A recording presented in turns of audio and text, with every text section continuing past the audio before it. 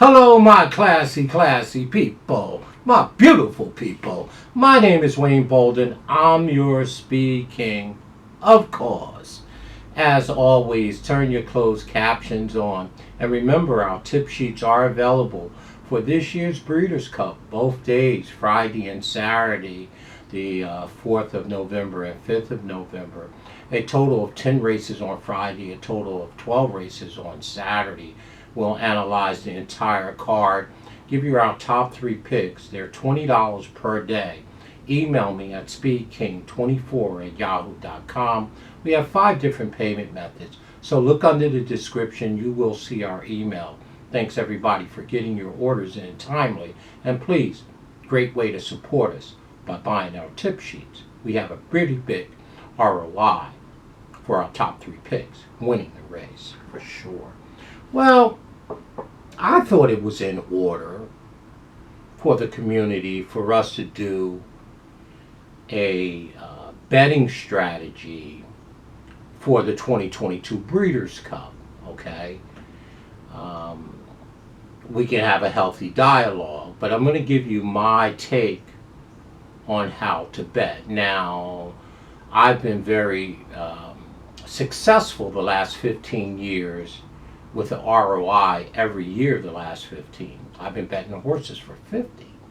And I think it's because of my structure and my rules that has made me successful. Last year I've made over $14,000 ROI after all is said and done. Now most would say that's not a lot of money, but I'm on the positive side of the ledger.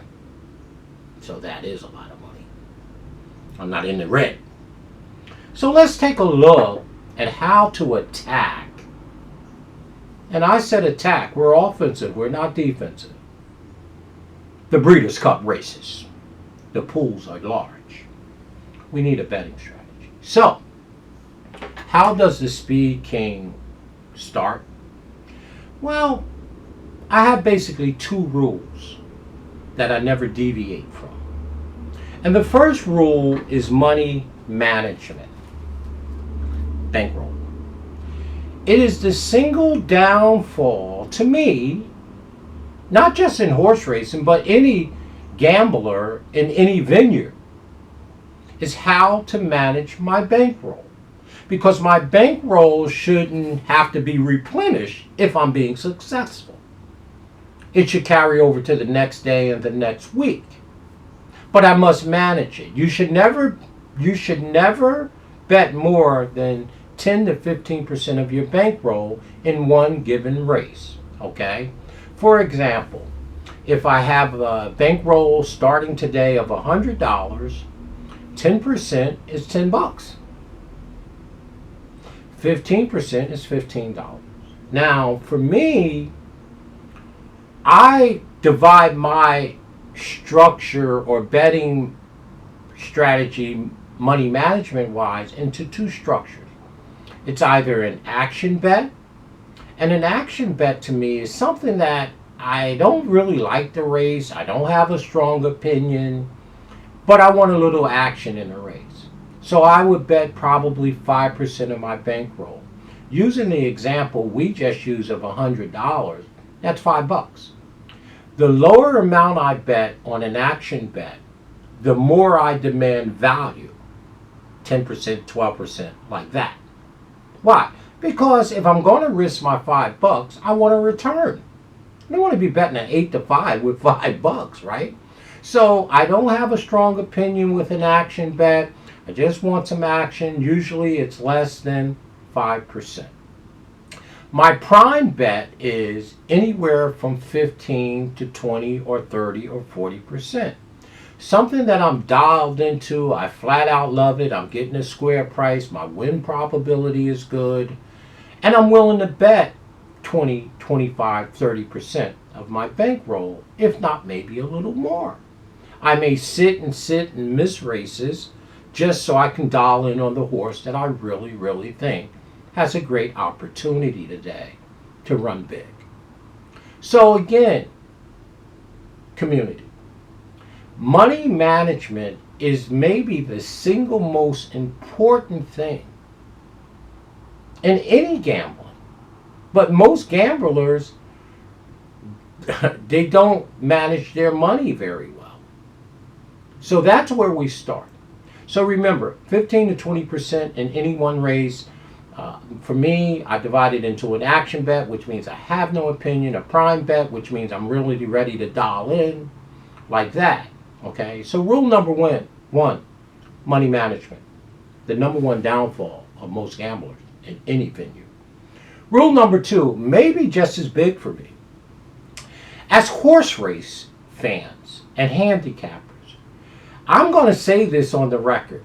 All of us are good handicappers. You don't be around this game and not know, what you know, right? And the question is if my opinion is valid. Everyone's opinion is valid. That's what horse racing is. It's par mutual wagering.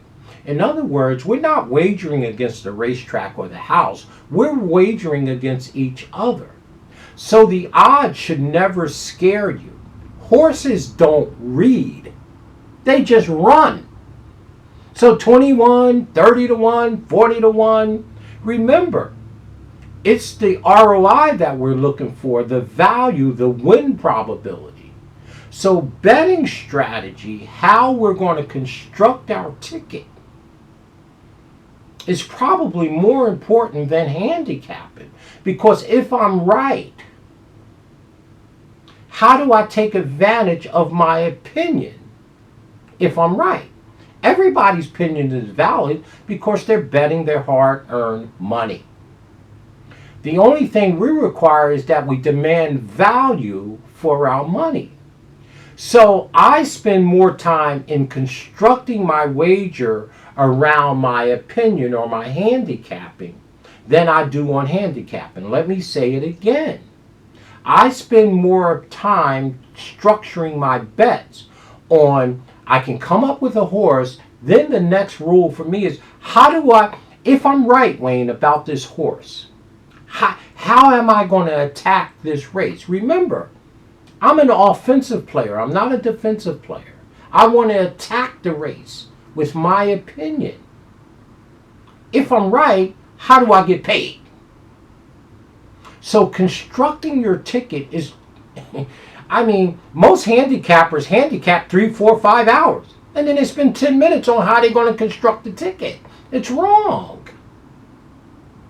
Take, for example, back when Country House got put up to first, I love Billy Mott's horse Country House. I was alive into the pick 3 and pick 4 going into the Derby. Well, there was no sense of me betting the horse to win at that point. I wanted to cover the 2nd, 3rd, and 4th spot if my horse ran good that day at 68 to 1. Ultimately, Country House ran 2nd. He got put up. I hit the pick 3, the pick 4, $8,000 later. Now, some would argue, you should have bet the horse to win. That's right, in retrospect. So again, we continue to learn. But how you construct your bet is very important, and we demand value. Okay? Spend more time in constructing your opinion. If you're right, how am I going to get paid?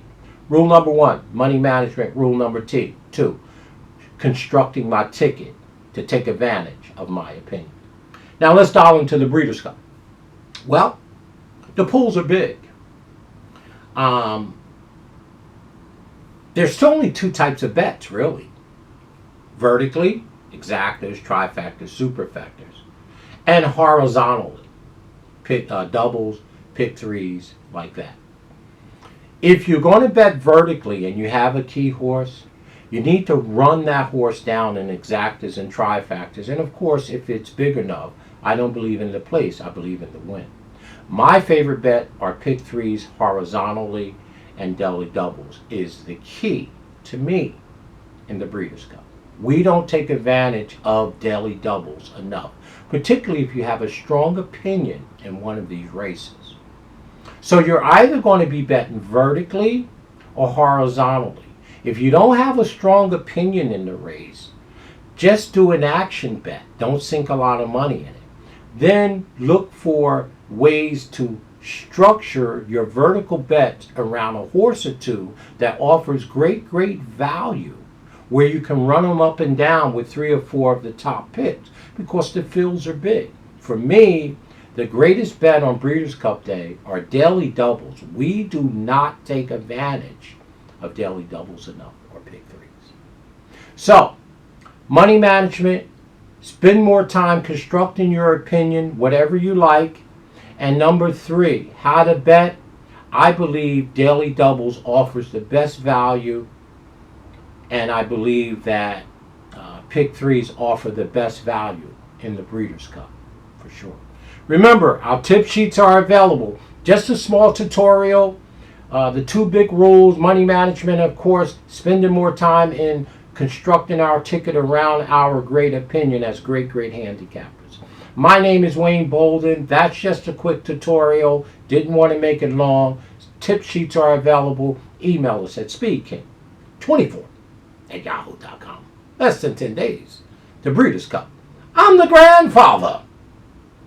Having a bunch of fun. Stay classy, y'all, in all that you do. Money management. Structure your ticket. Spend more time.